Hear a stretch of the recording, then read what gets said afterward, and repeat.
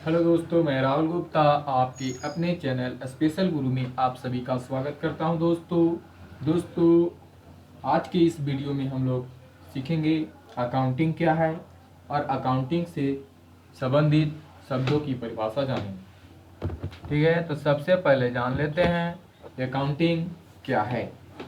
किसी व्यापार या व्यवसाय के वित्तीय लेन देन को लिपिबद्ध रिकॉर्ड रखने, उसका वर्गीकरण करने, सारांश प्रस्तुत करने, उसका विवरण तैयार करने तथा उनको विश्लेषण करने की कला को ही अकाउंटिंग कहा जाता है। अब आइए अकाउंटिंग से संबंधित शब्दों की परिभाषा जान लेते हैं, टर्मिनोलॉजी ऑफ अकाउंटिंग जान लेते हैं। तो सबसे पहला है व्यापार।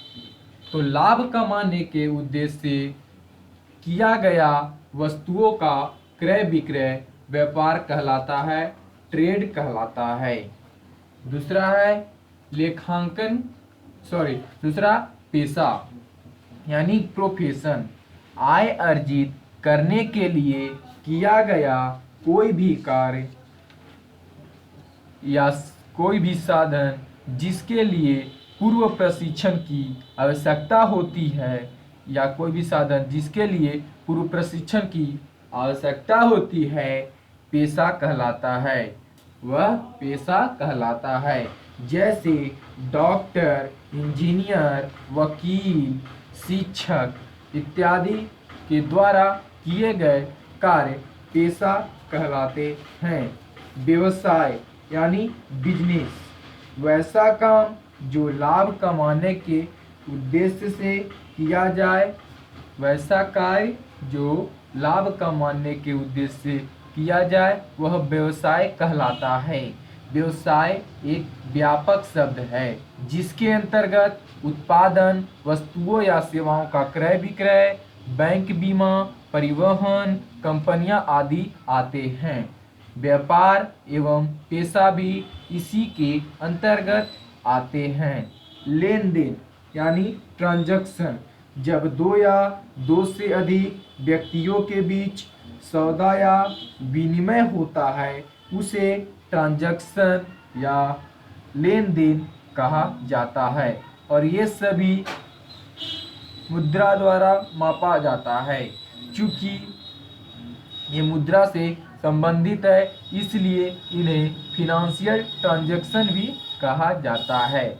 इसमें मुद्रा का भुगतान तुरंत या भविष्य में हो सकता है। जब सौदे का तुरंत भुगतान कर देते हैं तब वह नगद लेन देन कहलाता है। इंग्लिश में बोले तो कैश ट्रांजैक्शन कहलाता है। और जब भुगतान भविष्य में किया जाता है तब उसे उधार लेन देन यानी क्रेडिट ट्रांजैक्शन कहते हैं। माल यानी गुड्स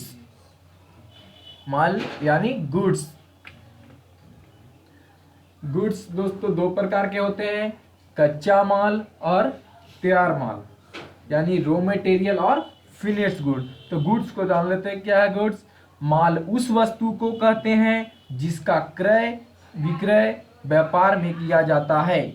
माल के अंतर्गत वस्तुओं को निर्माण हेतु प्राप्त कच्ची सामग्री, अर्धनिर्मित सामग्री या तैयार वस्तुओं भी हो सकती है। उदाहरण के लिए वस्त्र विक्रेता द्वारा खरीदा गया कपड़ा, शक्कर मिल द्वारा खरीदा गया गन्ना एवं निर्मित शक्कर, फर्नीचर के व्यापारी द्वारा फर्नीचर बनाने के लिए खरीदे गए लकड़ी एवं तैयार फर्नीचर, अनाज के व्यापारी द्वारा खरीदा गया अनाज उन व्यापारियों के लिए माल है।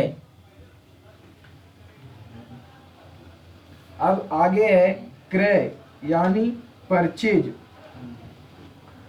पुनः विक्रय के उद्देश्य से यानी बेचने के उद्देश्य से व्यापार में खरीदा गया माल क्रय या खरीदी कहलाता है। व्यापार में माल को नगद या उधार खरीदा जा सकता है जिसे कैश परचेज या क्रेडिट परचेज कहते हैं। विक्रय यानी सेल्स किसी भी व्यापार में कोई माल लाभ कमाने के उद्देश्य से बेचा जाता हो तो यह उसे सेल्स कहा जाता है।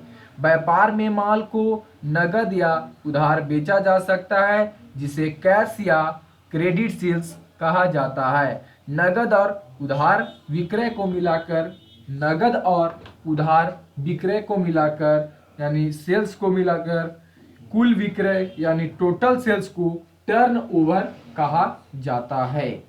क्रय वापसी जब हम किसी माल को खरीदते हैं और खरीदने के बाद जो माल जैसे हमें पसंद नहीं आता है उसे हम रिटर्न कर देते हैं तो उसे परचेज रिटर्न कहा जाता है। और जब हम विक्रय करते समय कोई वस्तु को खरीदते हैं और वह वस्तु उस ग्राहक को मतलब उस कस्टमर को अच्छा नहीं लगता है तो वो कस्टमर जब हमें वापस माल कर देता है तो वह सेल्स रिटर्न कहलाता है। The end. तो दोस्तों आज के लिए बस इतना ही।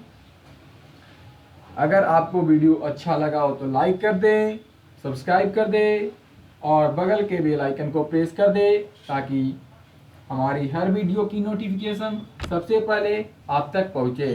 तो आज के लिए इतना ही। Thanks for watching this video.